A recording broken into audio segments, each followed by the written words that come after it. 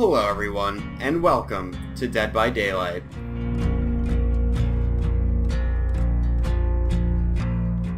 On the screen you will see timestamps as to what I will be going over in this video.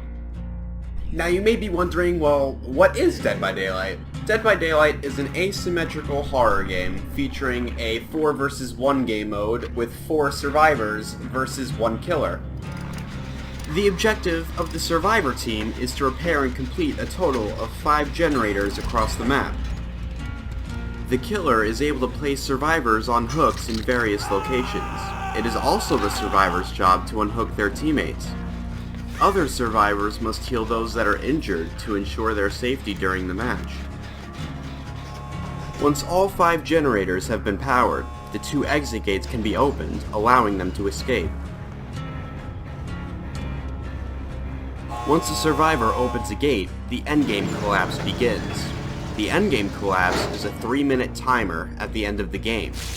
If a survivor is put into the dying state, the timer will be slowed down and shown in gray. If the survivors do not escape before this timer ends, they are automatically sacrificed. There is one other way a survivor may escape. If there is only one survivor left standing, a hatch will open in a random location. The survivor can jump into the hatch, winning them the game. The killer is also able to close this hatch, forcing the endgame collapse to start. The objective of the killer is to prevent the survivors from repairing generators by chasing them, injuring them, and eventually downing them. Once a survivor is downed, the killer may pick the survivor up and transport them to a hook. Once a survivor is hooked a total of 3 times, the survivor will be sacrificed and eliminated from the game.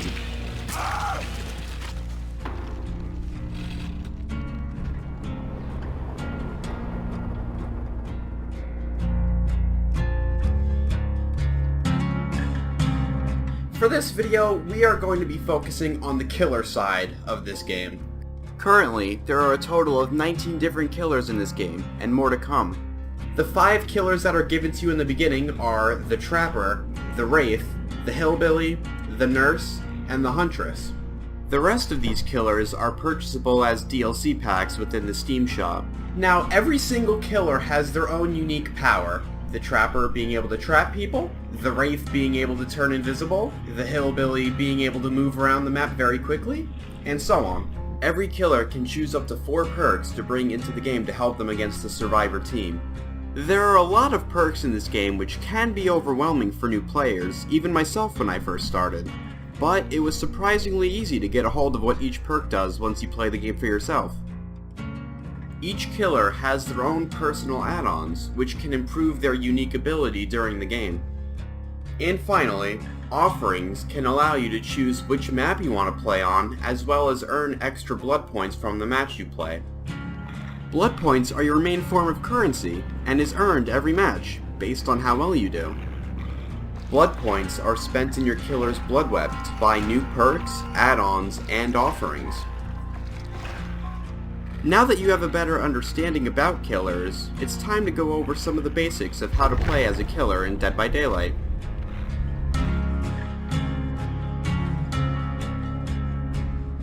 If you are a completely new killer in Dead by Daylight, I suggest that you use the Wraith, as he is very easy to understand and learn. Now, there are a few important things that you must know in order to play this game. The survivors you will go against are able to use wooden pallets and windows to get away from you. These can be found on every single map in the game.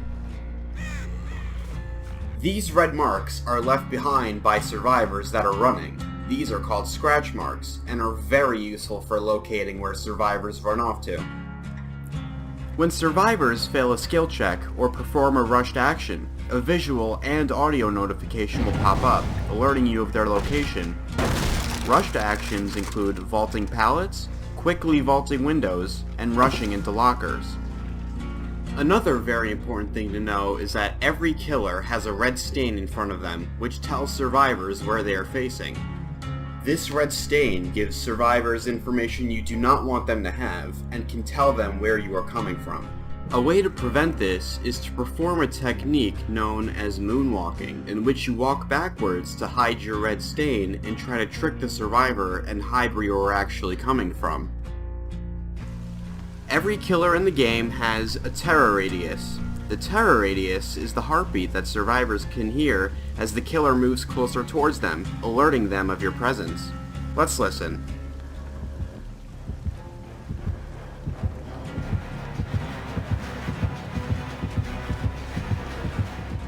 Some killers have abilities that grant them the undetectable status. For example, the Wraith can turn invisible, and the undetectable status removes any heartbeat or red stain for the survivors. The most basic attributes for killers, like the Trapper, consist of a movement speed of 4.6 meters per second, or 115% movement speed. Survivors run at a movement speed of 4 meters per second, or 100% movement speed. A basic terror radius can reach up to 32 meters, and usually, killers are considered tall. Survivors are able to throw pallets down on you to stun you. These pallets are breakable, and render them unusable. As a killer, you can walk up to generators and damage them, causing them to lose progress. There are structures randomly scattered across almost every map, which are referred to as jungle gyms. These structures can have windows to jump through and pallets to throw down inside, which survivors can use to escape you. Here is an example of a basic scenario during a chase. Now, as you can see on the left side of the screen, there is a window for the survivor to jump through. Let's watch the clip, and then I will shortly explain what I did to successfully down the survivor.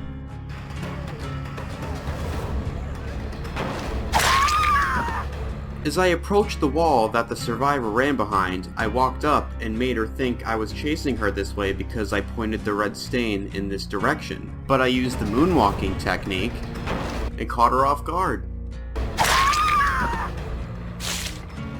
There are plenty of different structures that you can learn how to chase survivors around, but this video is here to introduce you to this game and what it is about. There are plenty of videos that go more in depth on how to correctly chase these survivors and improve your game. By now, hopefully, you have a grasp on playing as a killer, so I will cover a strategy or two that can help you in the future.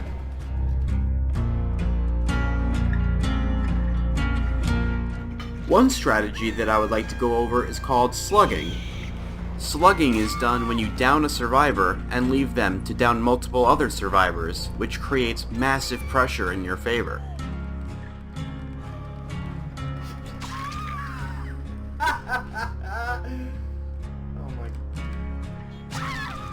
As you can see, only one remaining survivor has to revive his entire team. Finding him most likely means that this game is over, and you win. There are only certain killers that have a very good potential to slug survivors, like Nurse in the previous clip, and Hag in the clip you're watching now. Every killer can slug, it just depends on the situation that you are facing in your game.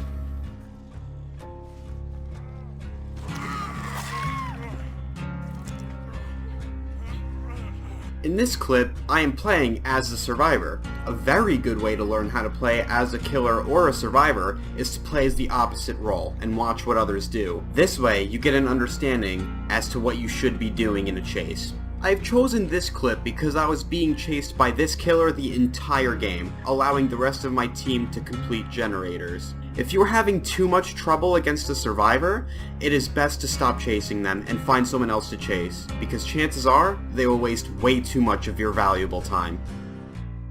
At the end of this chase, my team only had one generator left to do. Only getting one hook while 4 generators were completed is absolutely devastating to the killer. There are other strategies and tips out there to help you during your time in this game, but I don't want to make this video too long, and there are always many other videos that you can watch if you are having trouble on something specific. A couple things that I would like to say is that this game has a mostly amazing community with a lot of supportive people. Every game does have its toxic side, but it's a rarity in this community based on the people I've met so far. This game is not competitive, so out of all the tips I've given to you today, it is most important that you enjoy yourself and have fun playing. It is also important to have patience while learning, because the people that you are playing against may have much more time on this game than you. But remember, they started just like you. From personal experience, it is unrealistic for you to win every single game you play. It's okay to lose, just try not to get discouraged when you do. And remember, if you start to feel burned out, take a break and come back later. And remember, practice makes perfect.